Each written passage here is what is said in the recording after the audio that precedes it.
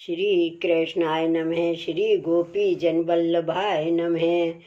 252 वैष्णवन की वार्ता 186। अब श्री गुसाई जी को सेवक एक वैष्णव कायस्थ सूरत को जो रसोई करके हांडी संग राखतो तिनकी वार्ता को भाव कहते हैं। भाव प्रकाश। ये तामस भक्त है, लीला में इनको नाम ब्रज प्रिया है। ये रंगाते प्रकटी हैं ताते उनके भाव रूप हैं। ये सूरत में एक कायस्थ के जन्मियो, सो वह बालपने सो वैराग्य दशा में रहे। सो ये बरस 14 को भयो तब श्री गुसाई जी आप सूरत पधारे। सो या कायस्थ को दर्शन भये तब याने विचारियो जो इनकी शरण जाइए तो आछो। पाचे याने श्री गुसाई जी से विनती कीनी जो महाराज कृपा करके मुँह को शरण लीजिए। तब श्री गुसाई जी वाको देवी जान सेवक किए, नाम सुनाए निवेदन कराए। पाछे यह कायस्थ श्री गुसाई जी के संग श्री गोकुल आयो। पाछे गोपालपुर गयो, तहाँ श्री गोवर्धन नाथ जी के दर्शन किए। पाछे ब्रज यात्रा कियो, सो याको बहुत सुख भयो। ताते वे प्रतिवर्ष ब्रज यात्रा को श्री गोकुल आवे। वार्ता प्रसंग 1। सो वह कायस्थ वैष्णव सूरत सो बरस के बरस प्रति हिंडोला जन्माष्टमी आय के सदा श्री गोकुल में करतो।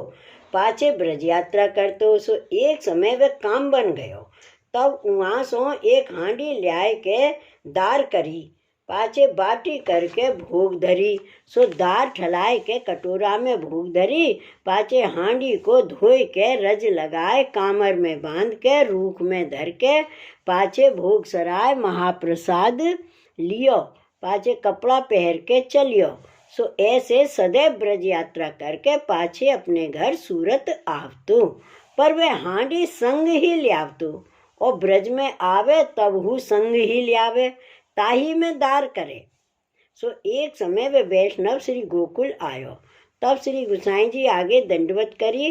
तब श्री गुसाई जी आपने पूछी जो वैष्णव तू बरस के बरस आवत है। तब वह वैष्णव ने कही जो महाराज आपकी कृपाते बरस के बरस ही आवत हो। तब आय के हिंडोला जन्माष्टमी करके पाछे अन्नकूट कर फिर जात हूँ। सो जाय के 5 रुपया कमाए के पाछे फिर आवत हूँ। तब दूसरे वैष्णव ने श्री गुसाई जी से विनती कीनी जो महाराज ये वैष्णव तो बहुत आछो है, पर एक कार्य बहुत ही अनुचित करत है। तब श्री गुसाई जी ने पूछी जो ऐसो अनुचित कार्य कहा करत है। तब कही जो महाराज यहाँ सो एक हांडी लिए जाते और वहाँ सो ले आवत है, ताही में दार करे।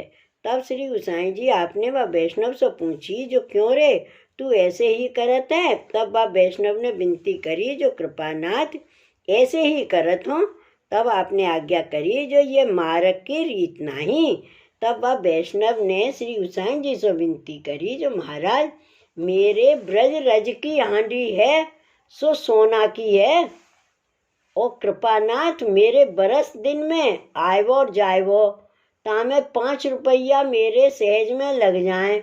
सो 5 रुपया की सामग्री लेके श्री गोवर्धन नाथ जी को अंगीकार कराई, और कृपानाथ मेरे तो ब्रज रज की ही सही, ता पाछे आप जैसे आज्ञा करो तैसे करूं।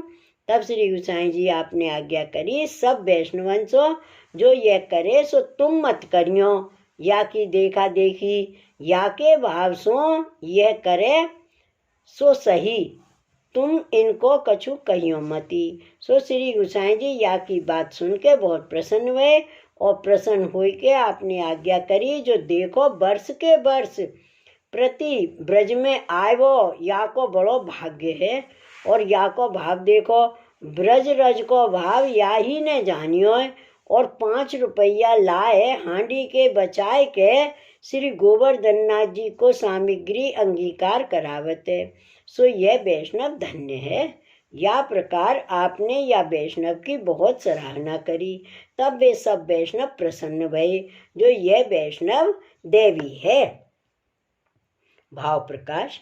या वार्ता को अभिप्राय यह है जो ब्रज अलौकिक है, सो जिनको ब्रज को भाव स्फुर्द होई ताको कछु बाधक नाही।